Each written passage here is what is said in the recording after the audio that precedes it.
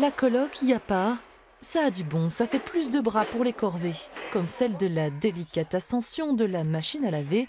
Une machine qui va prendre tout son sens dans cette coloc XXL.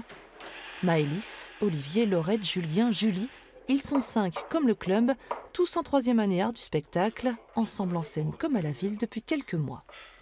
On a mis les choses les plus au clair possible. Il faut qu'on aille faire les courses le 13 du mois, le 15, on va manger cette chose. Alors évidemment, dans la réalité, c'est pas comme ça que ça se passe. Donc les règles, hop là, c'est fini. Ouais, bah du coup, il y a juste le ménage qu'on reste ensemble et puis cette histoire de cagnotte où on met tous les mois. À 5, dans le même bocal, mieux vaut quand même prendre quelques précautions dès le départ. Une coloc réussie se joue d'abord sur le papier.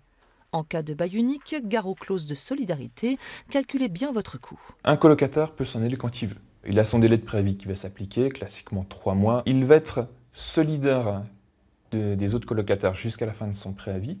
Et si un autre colocataire ne le remplace pas, cette solidarité va se poursuivre encore 6 mois après la fin de son préavis. De même, pensez à bien lire les petites lignes sur le retour de la caution normalement remboursée au départ du dernier locataire. Aussi, pour rester coloc et complice, Candy et Marine ont choisi le contrat multiple, à chacun son bail. On n'est pas solidaires l'une de l'autre. C'est-à-dire que si l'une ne paye pas le loyer, c'est pas à l'autre de payer le loyer, c'est son cautionnaire. Vous avez pensé à tout en vous installant? On a essayé. On a essayé.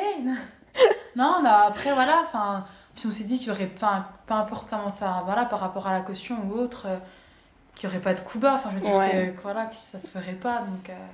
Finalement, la coloc, c'est comme la vie de couple. On s'aime, on rigole, on partage, mais rien n'empêche de penser au divorce.